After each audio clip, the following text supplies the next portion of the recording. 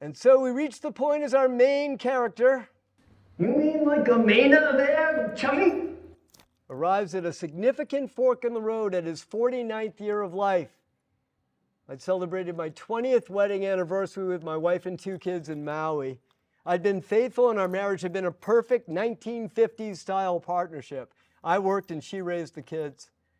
I'd put everything I had into work and was now faced with having to cope the very thing I'd sacrificed everything for. I was in a self-created world of isolation, feeling like there was no one on this planet or any other that understood or even cared to understand how lost I was feeling and how destitute I felt. I became the lead negotiator for the sale of the window factory. I'm not sure which pill I would have taken had I been in the Matrix, but I probably would have taken the black pill. All the sacrifices made, miles traveled, countless hours and energy expended all began to hit me at once. I felt like a ship that had come untethered in the midst of the world's most horrific nor'easter.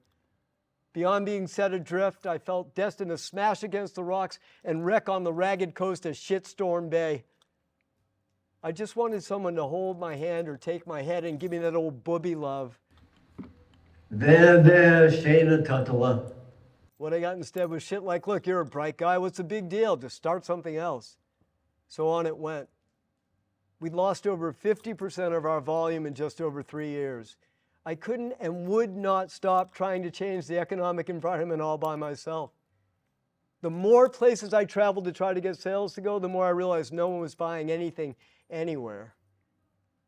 And so the stress, loneliness, and depression culminated by creating a fertile ground for infidelity.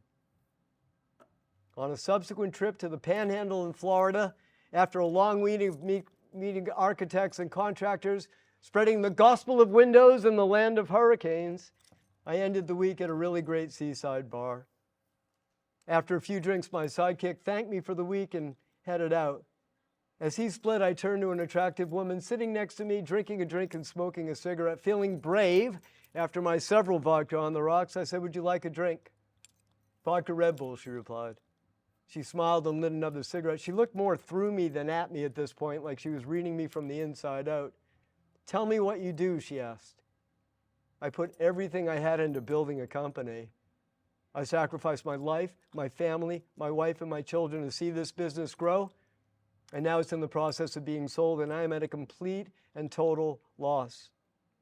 She took a drag of her cigarette, inhaled, exhaled slowly, and said matter-of-factly, actualization. Finishing the last sip of her vodka Red Bull, I blinked twice, both stunned by the selection of the word and by the fact that she used it to describe my situation. As the only person that had used that word to describe what I had done and what I was going through was me. And I'd never used it in a conversation with anyone before, ever. I slid my chair forward and leaned a little closer so I didn't have to yell so loud and said, exactly. When I was in 2nd grade, my teacher gave me the lowest grade possible in her class by stating I was not working to my full potential. I continued. So when I finally got the chance to take something on my own, this window thing, I just gave it everything to make it that level 1 full potential. And now, here I sit, waiting for the business to be sold, and I'm at a complete and total loss. I'm actualizing too, she said. I'm working here, putting myself through school. There are days when I can't sleep. I have to go home and shower and go directly to school. I have a very young son that I hardly ever see, and I'm certain my marriage is going to end. What are you studying? I asked. I am an artist, she replied, and I'm sacrificing anything and everything to realize my dream to paint. We talked together about all the things we were both feeling and experiencing, and as I headed out the door, she and I had a very simple kiss. I'd given her my business card with my cell phone number on it, expecting her to throw it out. I was very surprised when I got a text message from her, catching me completely off guard. I'd never received or sent a text before in my life, and moreover was expecting never to hear from her and was just going to resume my life.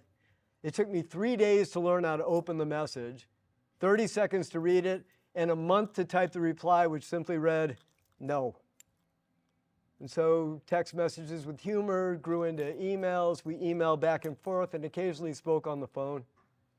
The timing of our meeting, the emotional state I was in, the events taking place, all led me down a road of choices, and eventually to infidelity and an affair that I knew once brought to light would end my 22-year marriage.